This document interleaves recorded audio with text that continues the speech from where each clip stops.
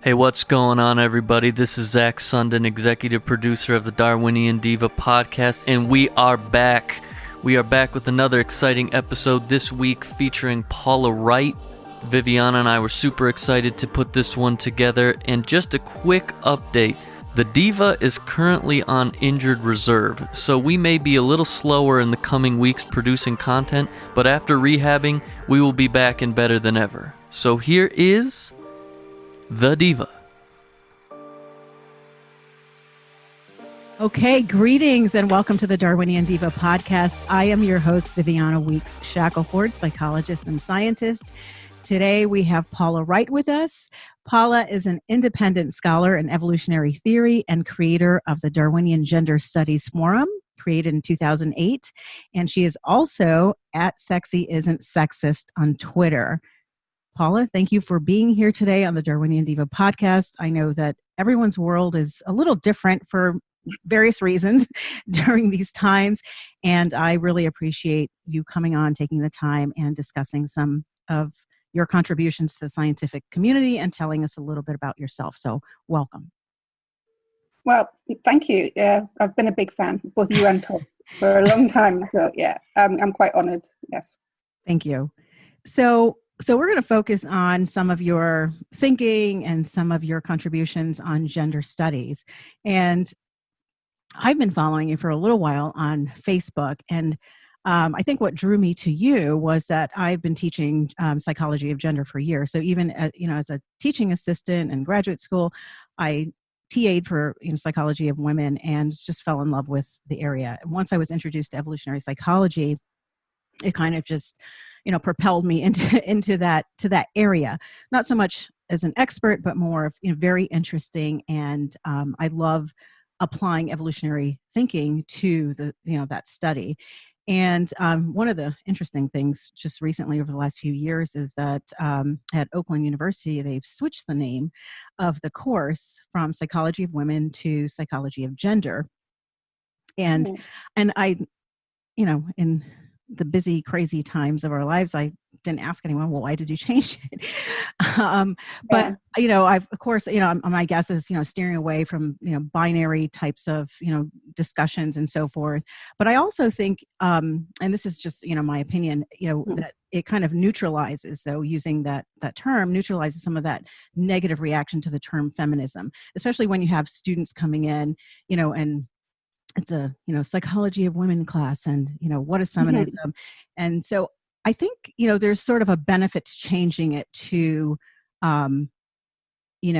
psychology of gender. And since I've been teaching the course, I have used an evolutionary perspective explicitly in teaching the course. So I think students were sort of surprised, right, in my approach to teaching psychology of women and psychology of gender, because we often talked about male psychology. But as an evolutionary psychologist, we know that we can't talk about female psychology, especially with regard to sex differences, right? We can't talk about female psychology without talking about male psychology. So with that, I would say, of course, my background would be more of an evolutionary perspective on Darwinian, or on gender studies. Mm-hmm. How would you distinguish traditional gender studies from Darwinian gender studies? And, is there, a fine line, a very clean cut difference, or is there, sort of an overlap? What are your thoughts? Well, when I created the group in 2007, 2008, I'm not sure exactly when, I did used to call myself a feminist then, so I was kind of interested, and I was getting into evolutionary psychology, and like you, was just kind of bitten by, just the much more parsimonious kind of explanations that you got there, rather than just being weighed down with feminist theory. So in the spirit of E.O. Wilson's consilience, I thought I'd have the big ambition to try and bring the natural sciences and the social sciences together in feminism and things like that. So it was more just a pithy kind of name than a really well thought out one. Mm-hmm. I just thought it was better than Darwinian sexuality studies, and I thought gender could encompass both of those things. Right. But it was kind of, the main thrust behind it was looking at feminist premises and putting them through an evolutionary lens, and looking at them through an evolutionary lens. With the hope, I had a thought of bolstering feminist theory. That was what my goals were at the time. Right. Because I thought feminism asked a lot of interesting questions, but I wasn't really satisfied with the answers feminist theory gave. And I found evolutionary theory, evolutionary psychology, biology, anthropology, much more kind of satisfying. And so I just wanted to apply those to that schema. Right. Yeah. So then I guess my take would be, it's, from your perspective, it's sort of like there's overlap and they kind of complement each other, right? The two. Well, that's what areas. that's what I did. Yeah, that's what I thought. And I discovered Greet Vandermassen at the time. She just finished her PhD and published her book, Who's Afraid of Charles Darwin, and she was talking about the same things as I was. I love that book. I've used it in my classes. I think it's a gem. Yeah. Well, we became good friends, and talked to each other a lot about these kinds of things. And I didn't feel so kind of alone in the world, but I still didn't have. There was just Greet to talk to about it, and I tried to go on forums like the Richard Dawkins forum and free thought blogs and things like that. They were fiercely anti-evolutionary psychology, which I thought was really ironic, considering Dawkins is a sociobiologist. Right. But they were kind of all just really interested in the atheism thing. So I created my own kind of space for that, really. Right. Okay, so that was sort of your motivation for it, right? Yeah. So since the start, whether it was 2007 or 2008, what was your journey like? What was it like? Because what are we in 2020 now? So it's been some time. Are there any notable transitions or anything that has changed along the way? Well, again, I kind of, I just finished a degree, undergrad degree in humanities. Oh, nice. But I kind of, in my dissertation, I kind of fused feminist theory with evolutionary theory. And I'd just had a baby as well. Oh my goodness. So I knew, and I was poor, so I knew that I wasn't going to be doing any postgrad work for maybe 18 years. Oh my gosh. So, I know. So that's another reason why I created the forum, was so I could try and attract people who could teach me more about it, and I could test my ideas and things like that. And what was the question? So is there anything like notable along the way that's caused any shifts in, your thinking, or just changing the dialogue with regard to gender studies?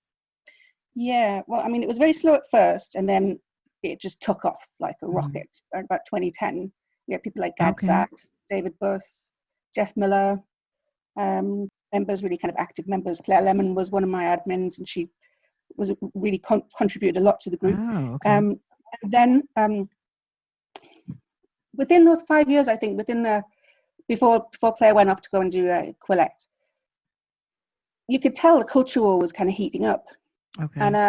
And all this time I was kind of talking to Greet as well, and Greet was kind of getting pushed back from a lot of feminists for what she was doing, and I'd looked at some kind of feminist theory kind of premises, some of the kind of really tough things that seemed intractable, like rape prosecution and things like that, and kind of found that their methods weren't very robust. And I was really disappointed, because I thought, if this is a movement that's supposed to help women, then surely if you've got a duty of care, you should really try and hold yourself to the highest standard. Right. So I became disillusioned a little bit with feminism then, because I couldn't really think of a reason ethically why that would happen, or why that could happen, without it being conscious. Right. And over the years, as you say, the there's lots of things happened. Intersectionalism's taken off, critical theory, and if anything, I think probably around about the time I was co-writing the letter with Marianne and Daniel, it was about integrating evolutionary psychology and feminism, but by that time I kind of knew it couldn't happen. I'd kind of given up on that idea, because I knew I had the will, and loads of people in evolutionary psychology had the will and wanted to reach out and wanted to have a really good, creative dialogue, because we could see the kind of the threads that came together. Right. But it just wasn't, the goodwill just wasn't there on the other side. So yeah, that changed. Why do you think that? I mean, so when you say like that, the will wasn't there, and there's an ethical responsibility, but and I know it's not a simple question. There's not a simple answer, but there's that divide, at least maybe not like in textbooks or anything like that, where we have, feminism, quote unquote, that is motivated by science and the actual pursuit of truth and understanding and so forth. But then, feminism that is driven by, more of an ideology or, knee-jerk reactions, or for that matter, political type reasons. And so would you say that contributes to this, just hitting at the wall and not making any progress? Yeah, it's all ideology now, and nobody's really interested in finding, certainly I don't think on that side, on finding solutions to problems. They're kind of more attached to maintaining kind of entrenched problems, so they have a platform to launch political strategies from, really. And I think the world as we see it and as we experience it is far more complicated than men versus women. It's, as you said before, men and women, they've co-evolved together over millions of years. You can't explain one sex without looking at the other, right. And we're all in this together, and really we could do a lot, just with that perspective, rather than being combatants, just being, It's almost but like, I don't see that happening. I think it's gotten worse, unfortunately. Yeah. I mean, I wonder sometimes to what extent social media contributes to it, because there's just so much stuff out there. Yeah. And of course, great benefits, of course, to social media, but just using this example where we're, there's this effort, or maybe a stronger effort a few years ago, to merge the fields, or at least to get one side or the other, to listen.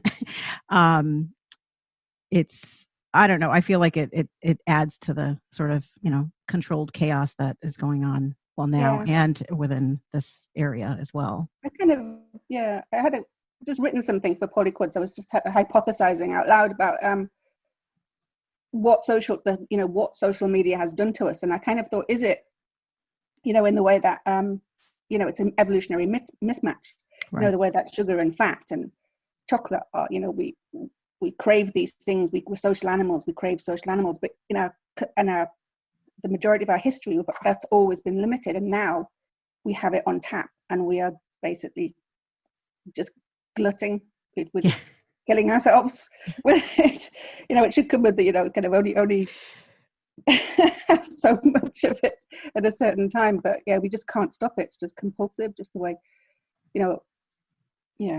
And do you think that's the same for social media? And like, well, that's what I mean. Social media, so the glutton of the immediate, the glut of sociality, of just having that, and just being able, people don't really have thoughts anymore. They tweet. Oh my God! So it's like anything that goes through your mind, it ends up on Twitter. Do you think it's generational though?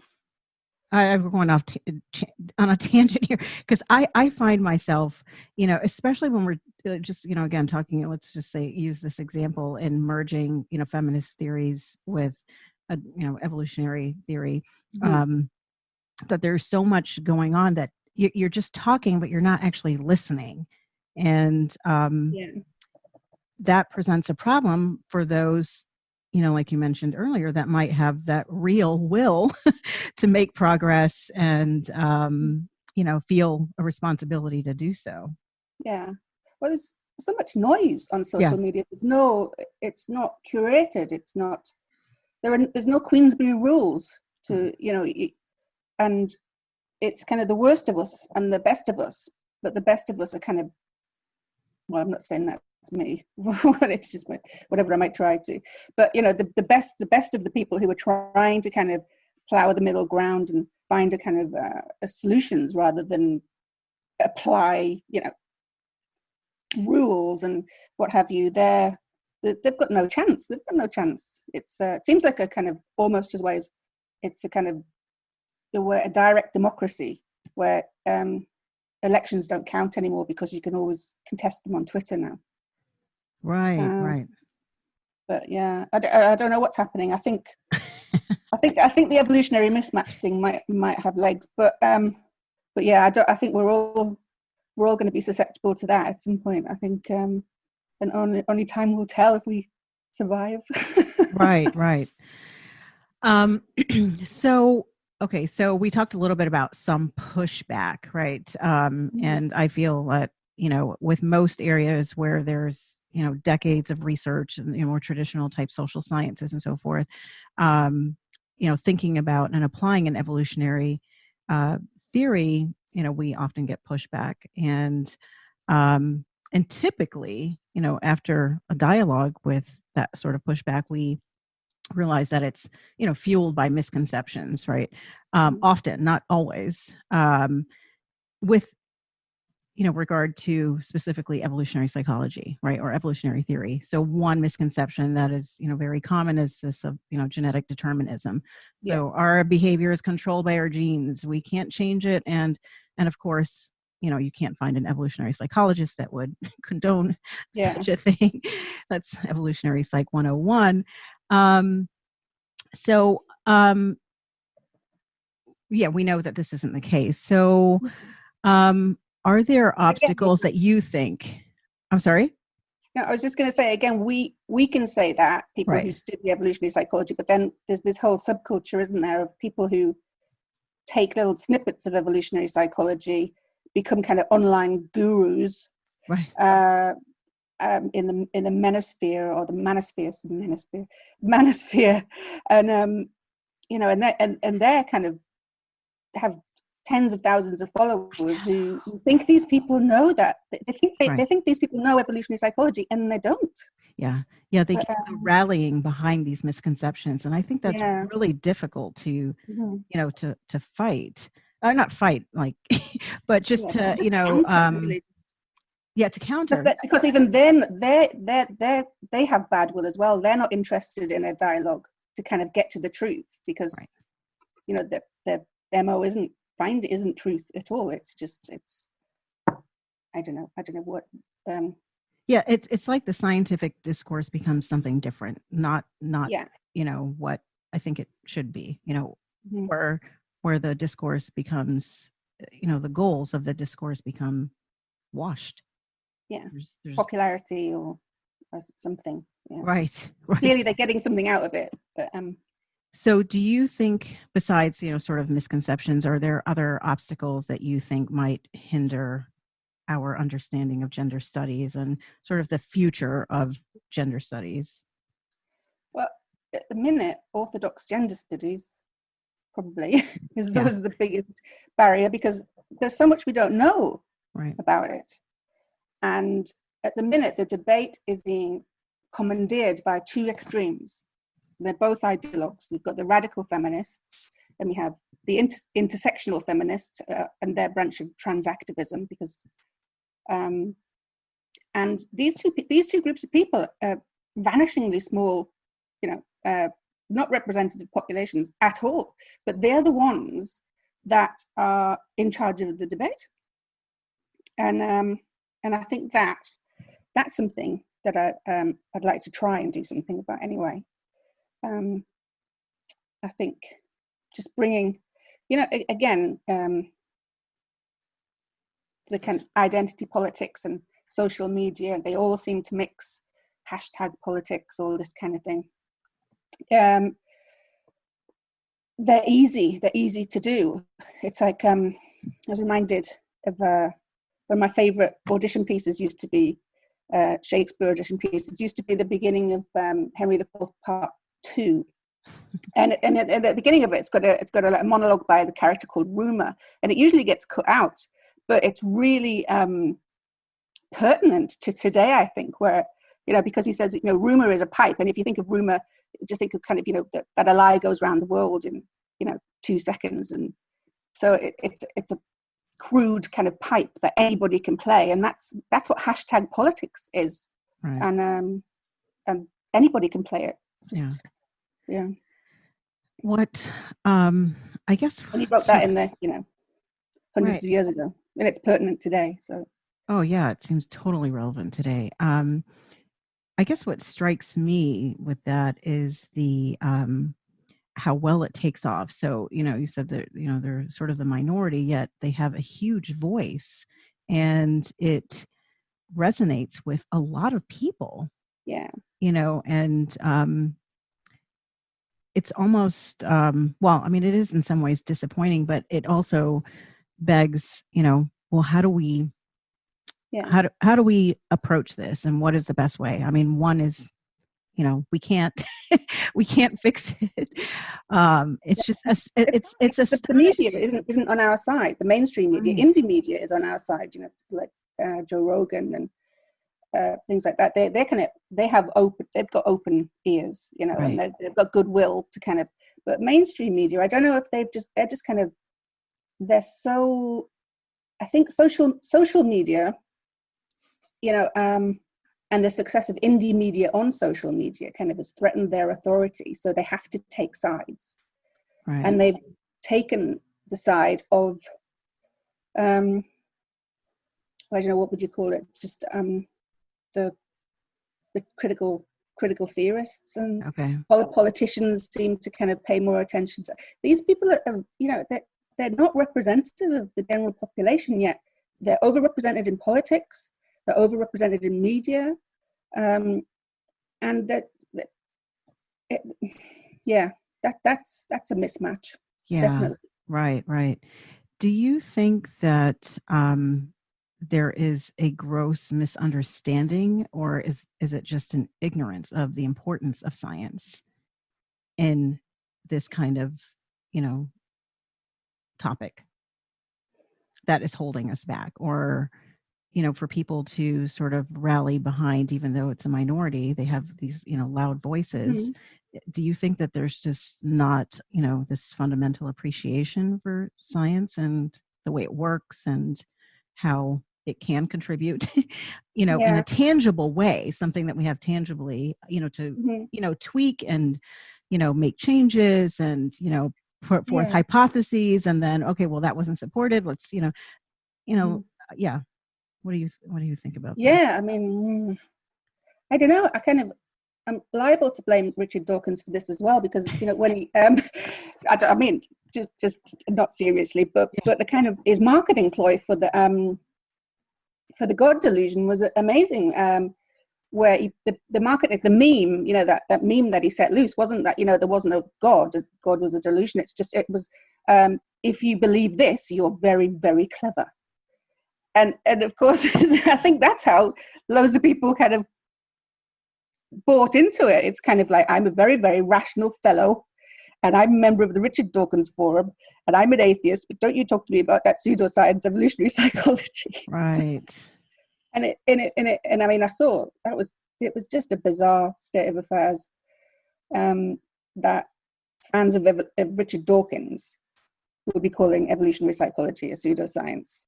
But at the same time, kind of swallowing all of the speculation in the God delusion uncritically, right? And which is philosophy. It's not science or anything like that. Not that it's a criticism of that, but I just thought, what's happening in front of us, and that well, science is hard, parsing, questions into is and ought. They're not common skills. They do have to be learned, right? And if you don't learn them, then you're just going to be talking at odds with Right. everybody. And I'm So, not yeah, saying that, emotions and feelings and all of that, they're not important. Oh, definitely, no.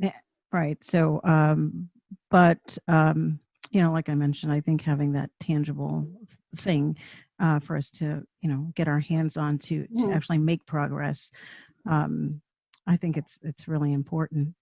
So you've talked about the paper with Marian Fisher and Daniel Kruger a little bit, and so that wasn't the paper on the patriarchy, right? But no, that was that we did a letter as well. Okay. Integrating, but yeah, the patriarchy paper was. Yeah, so I would love for you to talk a little bit about the patriarchy for our listeners. I think they might enjoy that, and then and so what does it mean, and where is the patriarchy today? Well, this was going to be my PhD Okay. subject. I was gonna create an evolutionary model of patriarchy to stand against the feminist conception of patriarchy. Because I mean, as you know, it's the term itself comes from a kind of anthropological tradition. That people see kind of things going through male lines and things like that, which from an evolutionary perspective we can see because of paternity certainty or paternity insecurity, but feminists don't talk about that, so that's not really on their radar at all. Relevant. It's fascinating as well. God, it's really fascinating. So yeah, I was looking at this concept of patriarchy, that's what the feminists call patriarchy, which is this systemic, that's a buzzword right now, isn't it? Systemic sexism. Yes. Because this is all coming out of critical theory and critical race theory, critical standpoint theory. So yeah, that women are, this is what intersectional feminism, I think feminism, like radical feminism, probably died in the 80s, and then it kind of went through a kind of a quiet time where people tried to kind of reanimate it with kind of lipstick feminism, but then standpoint theory got it, and it's kind of Frankenstein's monster just rose up, and that's what we have today. But yeah, so I was looking at this idea that feminists, especially, that's one thing, radical feminists and intersectional feminists can agree on patriarchy. Okay. Because all feminists, this is what I did looking at the literature, because my undergrad degree was in the humanities. I left school without any qualifications, and I couldn't get into a kind of Ev Psych course. Okay. So I just wanted to get into academia so I could be able to write to people and say, I'm a student, I'm interested in this. So I didn't really care what I was doing. But it was actually useful because it taught me a lot about feminist theory. It taught me a lot about Marxist theory. I mean, they didn't know I was going to be critiquing it. Right. But that's what I ended up doing. So yeah, just looking at this nebulous kind of axiomatic, really. I mean, because feminists don't really of either kind of creed ask about the origins of patriarchy. I mean, I know Barbara Smuts does that, but not actually within feminism. And so yeah, I just thought with all of these kind of variables that are going on in evolutionary theory, about parental uncertainty, about concealed ovulation, and then combining that with local kind of ecological kind of pressures, which will kind of arise to kind of make different cultures have different kind of norms and different traditions, and depending on what pressures they faced in that history. That was a much more complex and satisfying way to look at a really complex kind of human phenomena that happens everywhere, rather than all roads lead to patriarchy. Well, what's patriarchy? Patriarchy is the systemic oppression of women by all men, but So where does that come from? It's socially constructed, which means we can socially unconstruct it. And it's what if it isn't? What if it actually has a, like, I don't know, like a antibiotic? What if it's actually got good properties as well as bad properties? What if it's kind of protecting against one thing, and or are you sure? It's like Chesterton's fence. What do you want to get rid of patriarchy for? You don't know what it's there for. Right. Chesterton's patriarchy. Surely we should understand it more rather than just go, oh, I don't like that, let's smash it, before you actually understand what it is. Right. So I don't know if that answers your question. I probably went off on a tangent. No. Yeah. Oh, I mean, it sounds so, basic. Like, yeah, if we're going to use a term to describe all male psychology by the term patriarchy, then we might want to understand it before doing that. And, also, I mean, this is true with any area, right? We want to understand it. I mean, because there are huge social implications too. Oh, yeah. And I think that the pseudoscience throughout the 20th century that led to, millions of people dying. Right.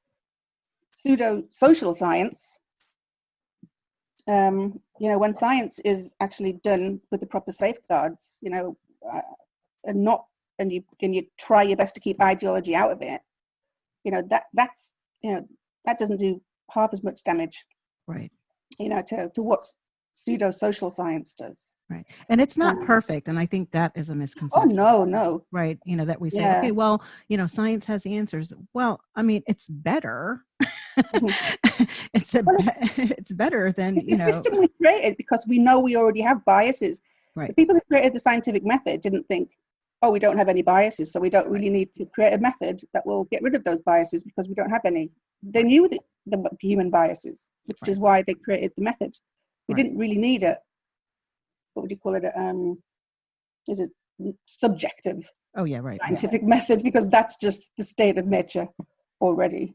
Right. That's the way things are. Right. So in order to try and get through, the blind spots, that's why we created the scientific method. Right. Yeah. Because we know we have blind spots. Yeah. Yeah, and they will still be there, but it does provide that safeguard and sort of checks and balances, if you will, for making at least scientific progress. So we've got these huge blindsiding things happening in the world today. But I sometimes like to make plans and goals for myself. Do you have any goals looking forward with regard to gender studies and your forum and sexy isn't sexist? What are some big bold ideas? Or I'm going to do a stand-up thing about female intersexual competition at some point. Nice. I think I could get a lot of laughs from that. I did see your bit on the boobs, where you started out with boobs. Yeah, sacrilege. Yeah. Taboo. The boobs. Yeah, the boobs. Yeah, right. But so that's upcoming. Yeah, and I'm talking to some people about maybe he's going to do an MSc. Because funding's changed since the last time I think I attempted to do this. Okay. And and a couple of really lovely people have come forward and offered to give me letters of recommendation. So hopefully, I'll get my kind of formal qualification in evolutionary theory, and then maybe get into a lab and start kind of testing all of the hypotheses that I've come up with over 20 years. Right. But I think it's amazing. And, that you've continued doing this throughout the years. I mean, it just, speaks to your passion for the area and the field. And so, well, it's never really been a choice. It's kind of, it's not a kind of, I can give up and do something else, because I can't. I can't. Yeah. It's just, I don't know. I can't explain it. Can't turn it off. No. I know. I'm still trying to figure out how to turn me off too. It doesn't happen that easily. No. So yeah, it's not really a case of trying. It's just more tenacity and just kind of, well, just being an absolute pain in the arse, probably to a lot of people. But it's kind of, I'll die one day and then it'll stop. But yeah.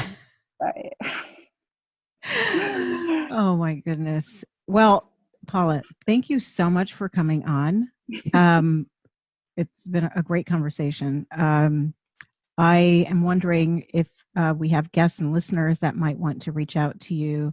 How would you like them to do so? Yeah, well, I'm on Twitter at Sexy Isn't Sexist. I keep the Darwinian Gender Studies group under 1.2 thousand. I've always done that because the quality of debate is much more important to me than popularity. Okay. And then I learned about Dunbar's number as well, which was interesting. Yeah. Right. But it kind of seems to have worked, and because it keeps trust there as well. People can talk about things. We can talk about what Dennett said, dangerous ideas, hopefully in a safe space. Right, safe space. Yeah. So that's on Facebook, right? That's on Facebook. Yeah. Okay. So, all right. Well, thank you again. And we hope that, you come back on. This has been super helpful. Oh, it's been lovely. I've lovely meeting you. Thank you. A big thank you to you guys for listening today. Please continue to send in your questions and comments. We really like receiving them. And remember, be curious, stay engaged, and join us next time on the Darwinian Diva podcast.